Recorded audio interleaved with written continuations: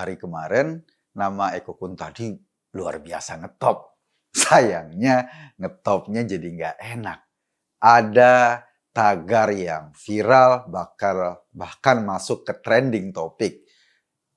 Tagar, tangkap Eko Kuntadi. Gila, gue nih kalau viral sial terus deh. Hari ini viralnya tangkap Eko Kuntadi. Kemarin atau beberapa waktu lalu juga gue pernah viral juga.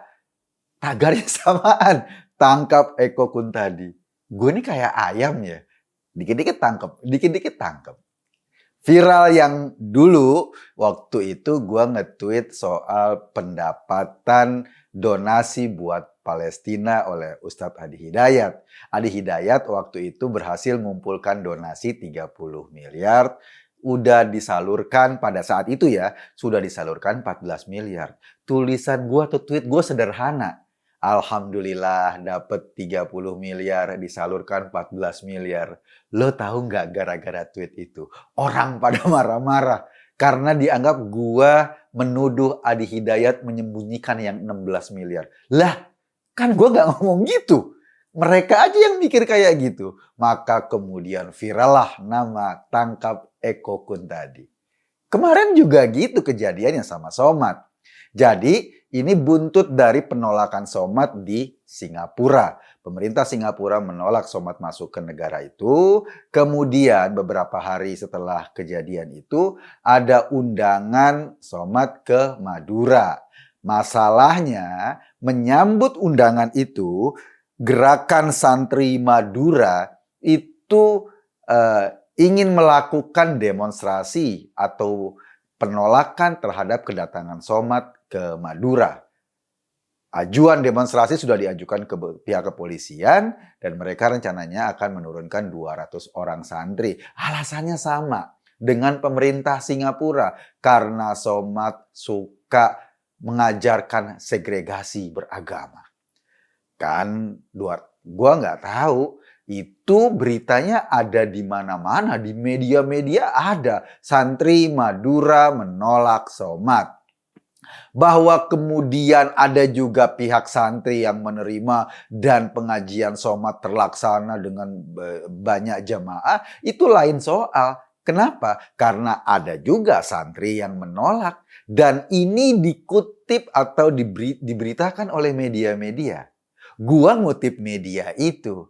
Madura ingin mencontoh Singapura. Dan gara-gara itu, gara-gara gua ngutip berita itu, maka gua dibilang oleh banyak orang sebagai penyebar hoax. Padahal itu berita dan beritanya ada.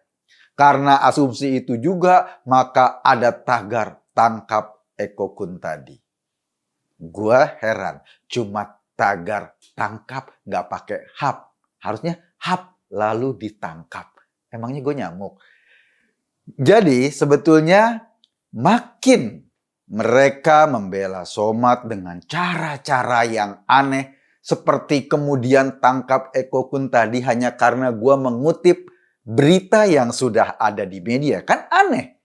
Kalau mau tangkap wartawannya dong yang memberitakan. Wartawannya dapat dari mana? Dapat dari sumber-sumber yang memang valid. Karena santri di Madura itu mengajukan permohonan izin demonstrasi ke polisi misalnya. Dan sudah ada permohonan izin demonstrasinya. Jadi sebetulnya bukannya hoax, bukannya misinformasi. Informasinya ada. Bahwa di Madura lebih banyak yang menerima ketimbang yang menolak, itu lain soal dong. Kalau kita perhatikan, isu penolakan Somad datang ke Singapura itu akhirnya jadi kemana-mana. Seolah-olah bangsa ini sibuk ngurusin satu orang dan kemudian bahkan mengancam-ngancam Singapura dengan segala ancaman. Baik lewat Facebook maupun lewat media-media sosial yang lainnya. Bahkan ada yang demo memberi waktu 2 kali 24 jam tamu harus lapor. Enggak, 2 kali 24 jam Singapura harus minta maaf kepada Somad. Lucu banget. Lo bayangkan demo kemudian menuntut pemerintah Singapura meminta maaf.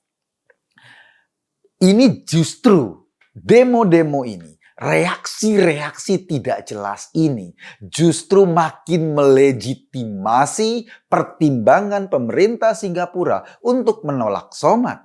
Kenapa? Tuh buktinya itu. Gerombolan-gerombolannya itu. Orang-orang pendukungnya itu. Yang meminta pemerintah Singapura meminta maaf. Padahal apa yang dilakukan pemerintah Singapura itu hak 100%. Hak otoritas pemerintahan Singapura. Seperti lo punya rumah, lo punya hak menerima tamu atau tidak. Nggak ada orang lain yang bisa intervensi. Nah, ketika mereka teriak-teriak, bahkan menurut Kementerian Dalam Negeri Singapura, ada pendukung Somad yang mengancam mau menjadikan Singapura seperti peristiwa 9/11 di Amerika, mau diserang. Ini jadi catatan loh. Kok begini ya pendukung Somad? Bahkan ada ancaman terhadap pemerintahan Singapura. Ada ujaran-ujaran kekerasan. Bukankah itu makin membenarkan alasan pemerintah Singapura menolak Somad? Tuh buktinya tuh. Pendukung-pendukungnya saja cara berpikirnya kayak gitu. Makanya Singapura nggak mau ketularan penyakit kayak gitu. Mendingan ditolak. Yang lucu, padahal Somad ke Singapura itu nggak mau ngapa-ngapain. Mau piknik, mau liburan, mau asoy-asoyan di negara Singapura, mau santai-santai karena bertepatan dengan perayaan hari ulang tahunnya. Gara-gara satu orang mau liburan, mau piknik dan dilarang oleh yang punya rumah, seluruh Indonesia ribut. Kan luar biasa. Ini menandakan keanehan cara berpikir bangsa ini. Emang Somad siapa yang liburannya penting menjadi urusan bangsa? Emang Somad siapa yang liburannya bahkan penting menjadi komentarnya Fadlizon, komentarnya orang-orang DPR? Lu ngurusin orang liburan sehingga kemudian lo minta Singapura minta maaf yang beresiko terjadinya gesekan hubungan antar negara hanya gara-gara satu orang mau liburan. Apa nggak sakit ini? Coba bayangkan kalau kemudian terjadi gesekan karena dikompor-komporin dan pemerintah Singapura marah sama ulah-ulah kayak gitu. Berapa ribu orang rakyat Indonesia yang kena dampaknya? Lo tahu berapa jumlah orang Indonesia yang kerja di Singapura? Banyak. Dan mereka ke Singapura bukan dalam rangka liburan. Mereka ke Singapura dalam rangka kerja, menafkahi keluarganya, mencari penghidupan. Lo tahu siapa atau negara mana yang punya investasi paling besar di Indonesia? Mendirikan pabrik, mendirikan perusahaan yang merekrut atau menyerap tenaga kerja putra-putri Indonesia. Ya Singapura, bukan yang lain. Singapura termasuk negara yang investasinya paling besar di Indonesia. Coba lo bayangin, gara-gara ulah liburan satu orang, ini jadi bermasalah. Untung pemerintah kita ya waras. Nggak mau dong cuma gara-gara satu orang liburan, terus kemudian terganggu semua hubungan bilateral kita. Dan pemerintah Singapura juga udah terang-terangan kok memberikan alasan. Dan alasannya ini sudah disampaikan ke publik. Bahwa gara-gara ceramah-ceramah Somad, banyak warga Singapura yang terradikalisasi. Yang akhirnya menjadi radikal. Karena ceramah Somad pakai bahasa Indonesia dan sebagian orang Singapura ya bisa bahasa Melayu, jadi ngerti apa yang diomongin Somad. Bahkan Singapura menangkap seorang pemuda umur 17 tahun dengan undang-undang Supersip atau undang-undang keamanan negara. Gara-gara apa? Gara-gara pemuda ini meyakini bahwa bom bunuh diri adalah cara perjuangan agama. Dan keyakinan itu setelah dia mendengar ceramah-ceramah Somad. Jadi wajar kalau Somad dilarang masuk Singapura. Biarin aja Indonesia yang ngerasain sendiri ketika Somad ceramah. Tuh buktinya tuh. Para pendukungnya, bacotnya di media sosial menunjukkan bahwa apa yang disampaikan Singapura, alasan untuk menolak Somad, makin benar. Buktinya apa? Ancaman bom. Kalaupun cuma disampaikan lewat media sosial. Bahkan kemarin statementnya Singapura tuh negara kecil. Dikencingin juga tenggelam. Bayangin, dikencingin tenggelam. Emang orang-orang ini kalau kencing sembarangan. Nggak boleh lihat pohon. Kalau orang India, film India, lihat pohon dia nyanyi. Nah ini kalau lihat pohon dia kencing. Jadi istilahnya serangannya dikencingin juga tenggelam. Ini kan benar-benar mencoreng harga diri sebuah negara atau sebuah bangsa. Gua sih ngelihat kita ini udah berlebih-lebihan lah.